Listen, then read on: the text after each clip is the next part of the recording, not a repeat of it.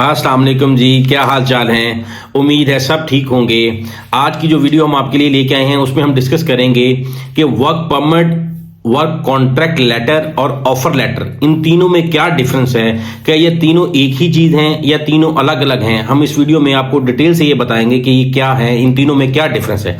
सबसे पहले हम आपसे डिस्कस करते हैं ऑफर लेटर के बारे में। ऑफर लेटर क्या है, ऑफर लेटर कंपनीज क्यों देती हैं। सबसे पहली बात ये समझे, जब भी कोई कंपनी किसी को हायर करती है, उसका इंटरव्यू लेती है, इंटरव्यू के बाद उसको शॉर्टलिस्ट करती है, तो वो उसको एक ऑफर लेटर भेजती है। ऑफर लेटर में बेसिकली ये होता है कि कंपनी आपको क्या ऑफर कर रही है, यानी कि आपको क्या सैलरी देगी, क्या फैसिलिटेशन देगी, आपको मेडिकल देगी, आपको लिविंग देगी, आपको फूड देगी, आप इतने घंटे काम करोगे, इतनी सैलरी होगी।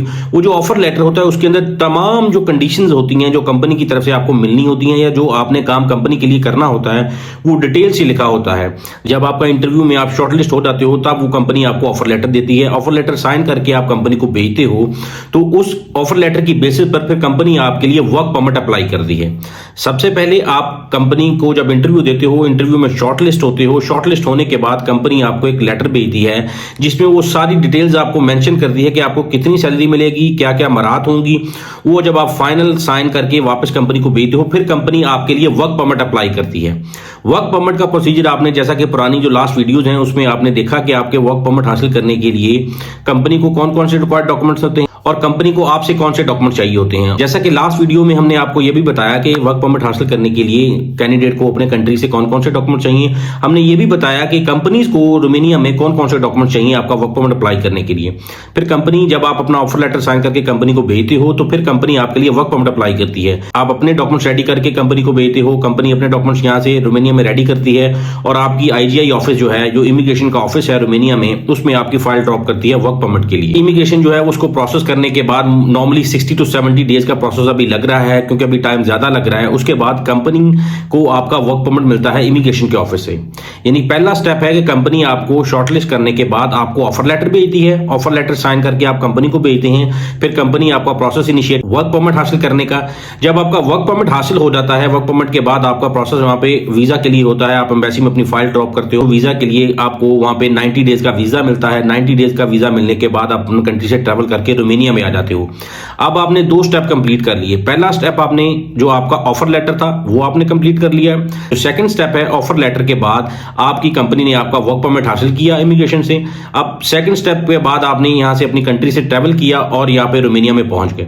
अब रोमानिया में पहुंचने के बाद आपका थर्ड स्टेप ये होता है कि आप, कंपनी आपके साथ कॉन्ट्रैक्ट जो लेटर साइन करती है। कॉन्ट्रैक्ट लेटर ये होता है जो कि यहाँ के अनाफ के ऑफिस से रजिस्टर्ड होता है। कंपनी आपके साथ ये फाइनलाइज करती है कि जी हम आपको इतनी सैलरी देंगे, इतने घंटे आप कंपनी के लिए काम करेंगे, इस एज अ डेजिग्नेशन, जो उसमें जो भी आपका मेंशन होता है कि आप इस डेजिग्नेशन पे कंपनी में काम करेंगे, कंपनी आपको इसके एवज इतनी सैलरी देगी, आपको ये फैसिलिटेशन देगी, आपको मेडिकल की सहूलत देगी, आपको ट्रांसपोर्टेशन की सहूलत देगी, आपको जो भी मराद जो कंपनी की तरफ से आपको मिल रही होती हैं, वो कॉन्ट्रैक्ट जो लेटर होता है उसके अंदर सारी मेंशन होती हैं।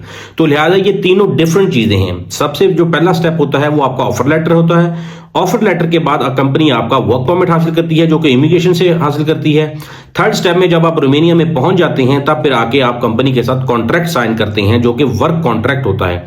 तो लिहाजा इस वीडियो में आपने ये जाना कि ये तीनों डिफरेंट चीजें हैं। हमने इस वीडियो में आपको बताया कि किसी भी वर्कर को अपने कंट्री से यहाँ पे आने के लिए 3 स्टेप फॉलो करने पड़ते हैं। पहला ऑफर लेटर, फिर आपका वर्क परमिट, देन फिर आपका यहाँ पे पहुंचने के बाद वर्क कॉन्ट्रैक्ट होता है। तो लिहाजा इस वीडियो में आपने ये डिटेल से जाना कि ऑफर लेटर क्या होता है, वर्क परमिट क्या होता है, वर्क कॉन्ट्रैक्ट क्या होता है। तो लिहाजा इसी तरह की इंफॉर्मेटिव वीडियोस के लिए हमारे चैनल को सब्सक्राइब करें, बेल आइकन को प्रेस करें। तो लिहाजा आपको इस तरह की इंफॉर्मेटिव वीडियोस और मिलती रहें। जी, जो नेक्स्ट वीडियो हम आपके लिए लेके आ रहे हैं उसमें हम ये बताएंगे कि कितना टाइम टोटल आपको लगता है अपनी कंट्री से ट्रैवल करके रोमानिया में आने के लिए। इसमें हम आपको डिटेल से सारे प्रोसेस को स्टेप बाय स्टेप समझाएंगे कि स्टार्ट से एंड तक आप रोमानिया में आने के लिए आपको कितना टाइम लगता है, किस किस प्रोसेस से गुजरना पड़ता है। और इस वीडियो में हम आपको डिटेल से सारी ये इंफॉर्मेशन देंगे कि कितनी देर में आप पाकिस्तान में, जब आप कंपनी आपको शॉर्टलिस्ट करती है, आपके लिए वर्क परमिट अप्लाई करती है, वर्क परमिट के बाद आपको एम्बेसी में कितना टाइम लगता है, एम्बेसी में टाइम लगने के बाद जब आपका वीजा मिलता है तब आप रोमानिया में आते हो, वो हम पूरी डिटेल से आपको बताएंगे ये सारे प्रोसेस में कितना टाइम आपको लगता है। तो लिहाजा बने रहे हमारे साथ वीडियो सीरीज में। तो मिलते हैं नेक्स्ट वीडियो में। अल्लाह हाफिज।